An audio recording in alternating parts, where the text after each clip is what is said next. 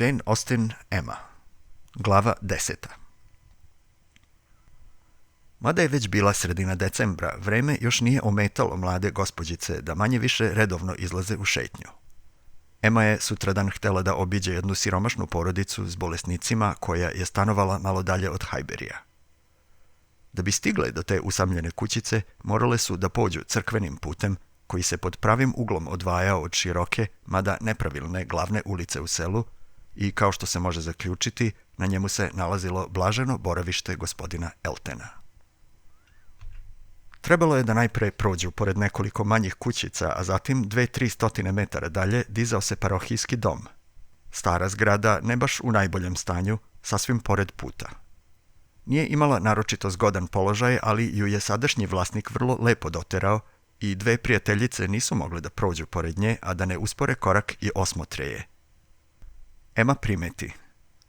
Evo je, jednoga dana ovamo ćete doći i vi i vaša sveska sa zagonetkama.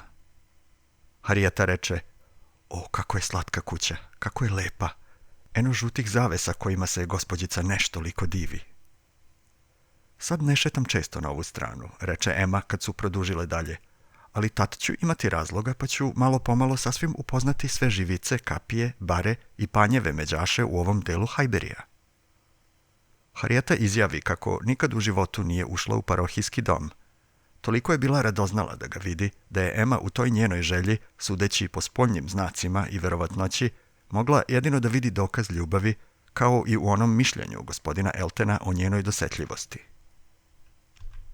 Volela bih kad bismo u tome uspele, reče ona, ali ne mogu da smislim nijedan dovoljno jak razlog zbog koga bismo ušle unutra, niti da se raspitam kod njegove domaćice o nekoj služavci, niti je moj otac šta poručio.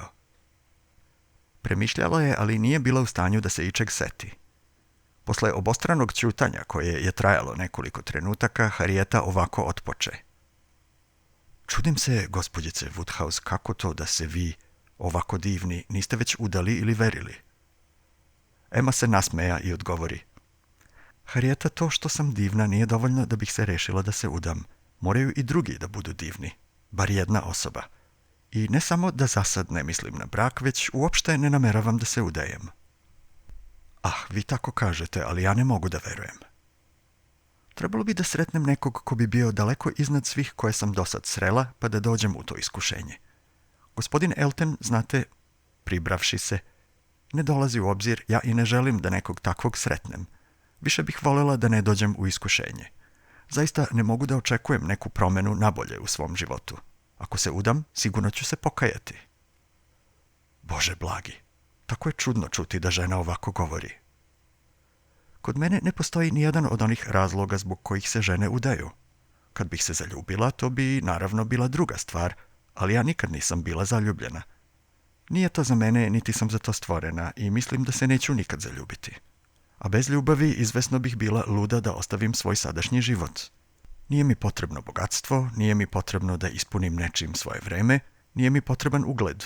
Verujem da je malo koja udata žena i upola toliko gospodarica u kući svoga muža koliko sam ja u Hartfieldu.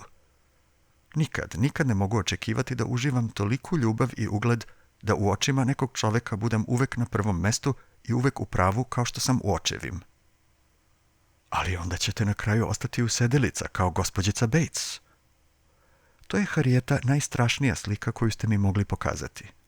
Kad bih verovala da ću ikad postati kao gospođica Bates, tako budalasta, tako zadovoljna, tako nasmejana, tako dosadna, tako neotmena i prosta, i da ću tako pričati sve o svakome iz moje okoline, sutra bih se udala. Ali ubeđena sam da takve sličnosti među nama nikad neće biti, sem u tome što ću biti neudata. Ali ipak ćete biti stara devojka, a to je strašno. Ne brinite se, Harrieta, ja neću biti siromašna usedelica, a samo siromaštvo starih devojaka izaziva prezir otmenog sveta. Neudata žena s vrlo ograničenim prihodima mora biti smešna, neprijatna usedelica, s kojom mladići i devojke teraju šegu. Ali neudatoj bogatoj ženi uvek ukazuju poštovanje i smatraju je pametnom i prijatnom kao i sve druge. To razlikovanje ne znači da u svetu nema iskrenosti ni zdravog razuma, kao što se u prvi mah čini, jer vrlo mali prihod obično sužava duh i kvari raspoloženje.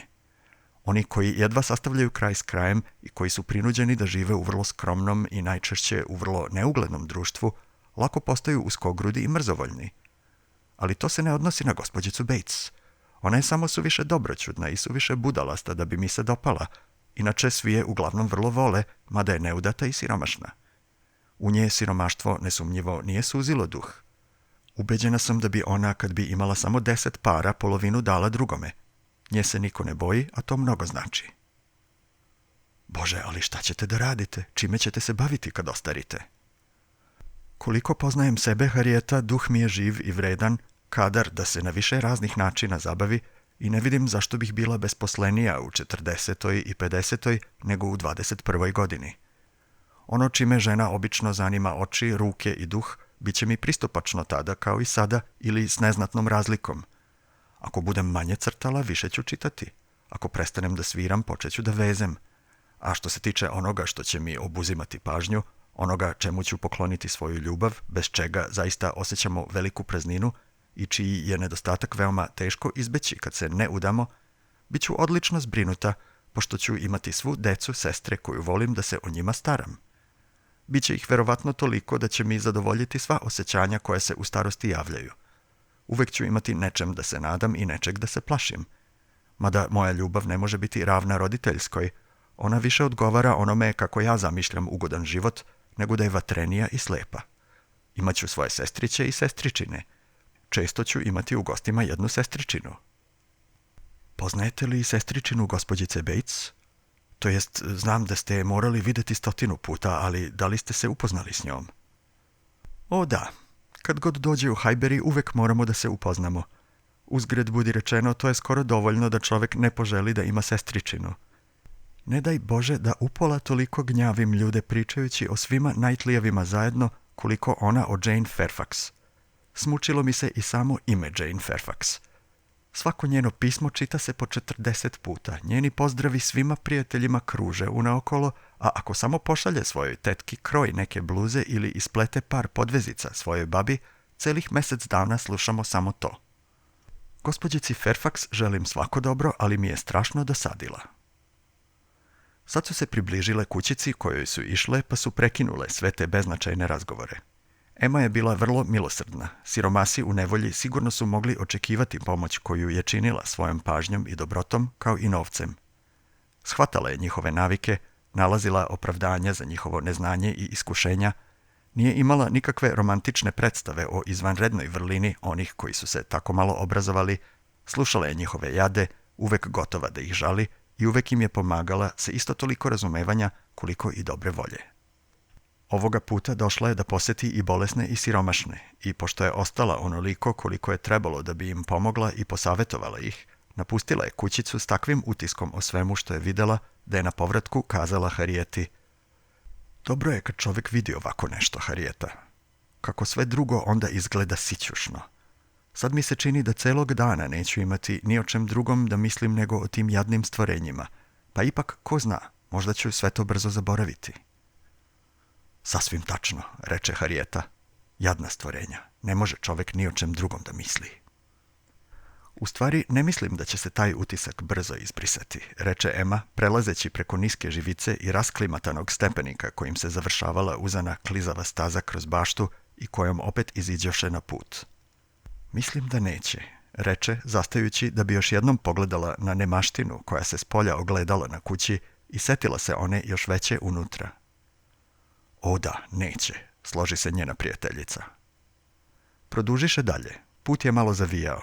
Kad su prešle taj zavijutak, ugledaše gospodina Eltona i to tako blizu da je Emma imala samo toliko vremena da doda: Ah, Harrieta, evo nečeg što će iznenada staviti na probu postojanost naših dobrih misli. Uostalom, osmehujući se, nadam se da smo svojim milosrđem, ako nas je podstaklo da se potrudimo i olakšamo patnicima, učinile sve što je u suštini važno. Ako osjećamo nešto prema tim jadnicima, dovoljno je da učinimo što možemo za njih, sve ostalo je prazno sažaljenje koje nas samo rastužuje. Harrieta je uspjela da odgovori samo: O da, tako je, pre no što im je prišao gospodin Elton.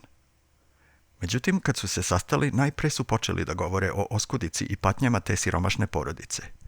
On je pošao da je obiđe. Sad je bio voljan da odloži tu posjetu. Započeli su veoma zanimljivu raspravu oko toga šta može i šta treba da se uradi, pa se gospodin Elton vrati da bi ih otpratio. Kad su se našli jedno s drugim na ovakvom poslu, mislila je Emma, kad su se sreli čineći dobra dela, to će i kod jednog i kod drugog izazvati još veću ljubav. Ne bih se čudila ako bi došlo do izjave. Da nisam ja tu, tako bi moralo da bude. Volela bih da sam negde dalje. Želeći da se odvoji od njih što više, ubrzo skrenu jednom uskom stazom malo iznad puta, ostavljajući ih zajedno na glavnom putu. Ali nisu prošla ni 2 minuta kad zapazi da se Harrieta, koja je navikla da se oslanja i ugleda na druge, penje također i da će je oboje uskoro stići. To nije htjela da dozvoli. Odmah je stala pod izgovorom da treba nešto da popravi na svojim poludubokim cipelama, te je, saginjući se, zauzela potpuno stazu i zamolila ih da budu ljubazni i produže i dodala da će ona doći odmah za njima. Oni učiniše kao što im je rečeno. Kad je mislila da je prošlo dovoljno vremena da bi zavezala cipelu, pružila joj se mogućnost da još okleva, pošto ju je sustigla jedna devojčica iz one kućice koju su s krčagom poslali da donese čorbe iz Hartfielda. Bilo je sasvim prirodno što je pošla s devojčicom, pričajući i postavljajući pitanja, odnosno bilo bi prirodno da je sve to radila bez ikakve namere.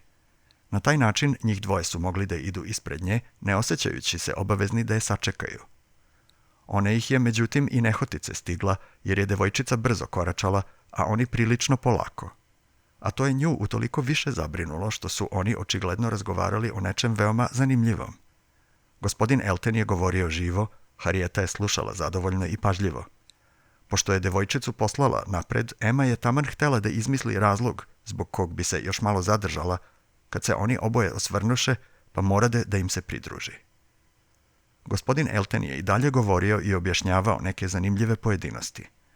Emma se malo iznenadi kad je čula da svojoj lepoj pratilji samo podnosi izveštaj o sedeljci koju je njegov prijatelj Cole priredio prethodnog dana i da je ona stigla na stiltonski i wiltshirski sir, maslac, celer, cveklu i slatkiše. To bi, razume se, ubrzo dovelo do nečeg boljeg, tešila se. One koji se vole sve zanima i sve služi kao uvod za ono što im leži na srcu, da sam samo mogla da se duže zadržim. Sad su lagano produžili zajedno dalje, dok ne ugledaše pred sobom ogradu parohijskog doma. Rešivši se odjednom da Harrietu bar uvede u kuću, Emma pronađe opet da joj se cipela odrešila i zastade da bi je još jednom vezala. Tada otkide uzicu i, pošto je neprimetno baci u jarak, bila je ubrzo primorana da ih umoli da stanu i izjavi im kako nije u stanju da išta učini da bi nekako mogla da ode do kuće. Otkinulo mi se parče uzice, reče ona, i ne znam šta da radim. Ja sam vam oboma zaista vrlo dosadna, ali se nadam da neću uvek biti ovako rđavo opremljena. Gospodine Eltene, moram vas zamoliti da svratim do vaše kuće i zatražim od vaše domaćice parče pantljike, kanapa ili ma čega čime bih vezala cipelu. Gospodin Elton je zablistao od zadovoljstva kad mu je to predložila. Nije mogao biti predusretljiviji i pažljiviji dok ih je uvodio u kuću i trudio se da im sve pokaže u najlepšoj svetlosti. Soba u koju su ušli bila je ona u kojoj se on najviše bavio i gledala je na ulicu. Iza nje se nalazila još jedna, odvojena samo vratima koja su bila otvorena, i Emma s domaćicom pređe tamo da bi prihvatila njenu vrlo ljubaznu pomoć. Vrata je morala da ostavi očkrinuta kao što ih je i našla, ali je pretpostavljala da će ih gospodin Elton zatvoriti. On ih međutim nije zatvorio, ostala su očkrinuta, ali nadala se da će, razgovarajući neprestano s domaćicom, omogućiti njemu u susednoj sobi da kaže ono što želi. 10 minuta čula je samo sebe. Nije se moglo više odlagati. Morala je da završi i da se pojavi. Dvoje zaljubljenih stajali su kraj prozora. Njihov izgled dao joj je nade i za časak Emma se osjeti ponosnom što je sve uspešno smislila.